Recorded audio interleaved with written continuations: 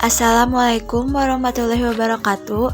Hai teman-teman, perkenalkan nama saya Ika Suryantika dengan NIM H2010179 dari kelas 1A Prodi Pendidikan Guru Sekolah Dasar Universitas Juanda.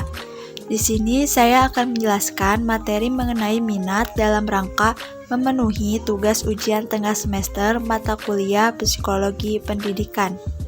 Kalian pasti sudah sering mendengar kata minat dalam kehidupan sehari-hari. Apa sih yang dimaksud dengan minat?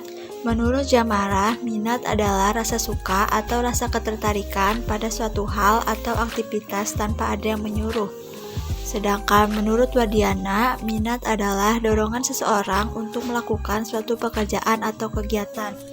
Berdasarkan pengertian minat tersebut, dapat disimpulkan bahwa minat adalah suatu keadaan di mana seseorang menaruh perhatian pada sesuatu dan disertai keinginan untuk mengetahui, memiliki, mempelajari, dan membuktikan. Jadi, boleh dikatakan orang yang berminat terhadap sesuatu, maka seseorang tersebut akan merasa senang atau tertarik terhadap objek yang diminati. Selanjutnya, saya akan menjelaskan mengenai jenis-jenis minat. Minat dibagi menjadi dua, yaitu minat vokasional dan minat avokasional. Minat vokasional adalah minat yang berkaitan dengan pekerjaan. Minat vokasional dibagi menjadi tiga, yaitu yang pertama ada minat profesional, contohnya minat dalam keilmuan, seni, dan kesejahteraan sosial. Yang kedua ada minat komersial, contohnya minat pada pekerjaan atau usaha, jual beli, periklanan, akuntansi, dan kesekretariatan.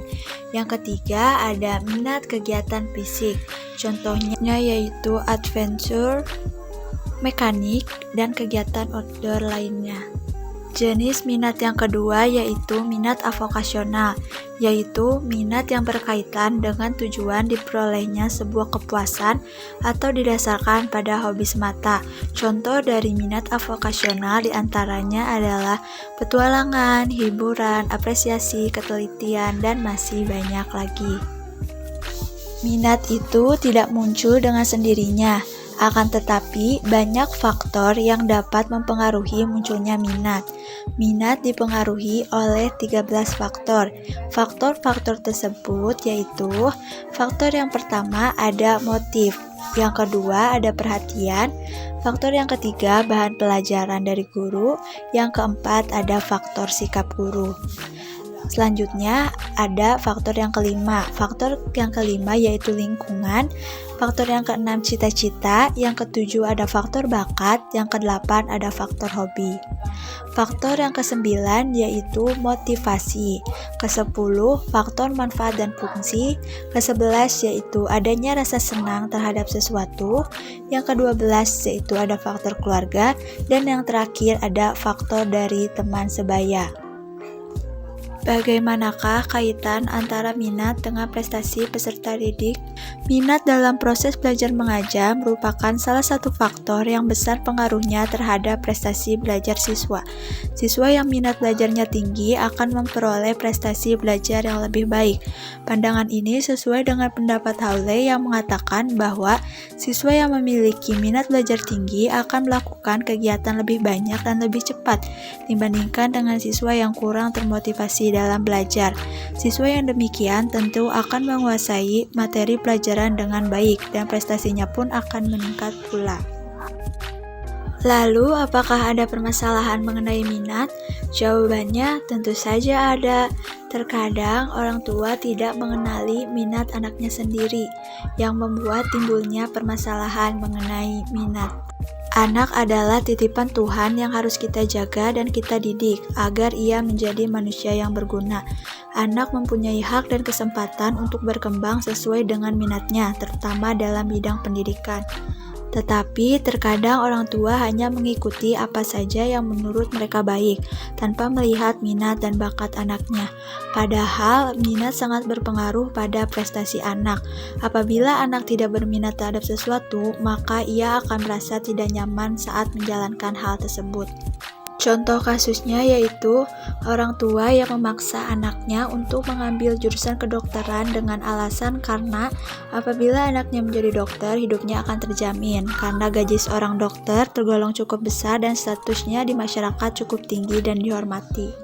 Tetapi anaknya berminat pada jurusan lain, yaitu jurusan sastra Jerman, karena ia senang mempelajari sesuatu yang berkaitan dengan negara Jerman dan menyukai mata pelajaran bahasa Jerman. Setelah dia lolos di jurusan kedokteran, orang tuanya pun sering memamerkan bahwa anaknya kuliah mengambil jurusan kedokteran yang merupakan jurusan yang bergengsi. Orang tuanya tidak peka terhadap bagaimana tertekannya ia selama kuliah di jurusan kedokteran tersebut. Saat kuliah, si anak tidak bisa mengikuti pelajarannya dengan baik. Ia selalu mendapat nilai D sehingga harus mengulang, yang tentu saja memerlukan biaya yang tidak sedikit. Ia merasa stres dan akhirnya terpaksa untuk berhenti kuliah di tengah jalan karena ia sudah tidak sanggup lagi dan kemampuan otaknya pun tidak cocok dengan jurusan kedokteran. Hal tersebut membuat hubungan orang tua dan anaknya menjadi renggang karena orang tuanya merasa kecewa sebab anaknya tidak bisa menjadi dokter sesuai yang diinginkan, dan anaknya merasa benci kepada orang tuanya karena selalu dipaksa dan tidak boleh memilih pilihannya sendiri. Menurut saya, untuk mengatasi permasalahan tersebut dapat dilakukan dengan beberapa cara dan dapat diatasi oleh orang tua, anak, bahkan guru. Solusi-solusi tersebut adalah: yang pertama, membebaskan anak untuk melakukan apa saja sesuai dengan minatnya, asalkan hal tersebut bersifat positif. Yang kedua, orang tua harus lebih mengenali minat anak dengan cara mengamati apa yang disukai oleh anak. Yang ketiga, orang tua harus mendengarkan pilihan anak karena yang akan menjalankan hidupnya adalah anak itu sendiri. Anak berhak mempunyai pilihan dalam hidupnya. Dengarkan pilihan mereka dan jangan berikan tanggapan negatif. Anak yang telah lebih dulu disalahkan, disudutkan, diremehkan, atau dijatuhkan akan menyesal telah membuka diri kepada orang tuanya. Guru juga dapat dijadikan sebagai pihak ketiga untuk menyelesaikan permasalahan ini. Solusi selanjutnya yaitu dari pihak anak maupun orang tua mesti ada inisiatif untuk menyelesaikan semuanya dan memperbaiki situasi yang telah rusak. Solusi yang keenam yaitu mengajak anak untuk berdiskusi. Saat berdiskusi, orang tua hanya bertugas sebagai pemberi saran. Keputusan final tetap ada di tangan anak. Solusi yang ketujuh yaitu berbicara dengan baik-baik dan sopan kepada orang tua mengenai minat dan keinginannya. Dan yang terakhir yaitu membuat orang tua percaya bahwa kita bisa sukses walaupun tidak mengikuti keinginan orang tua.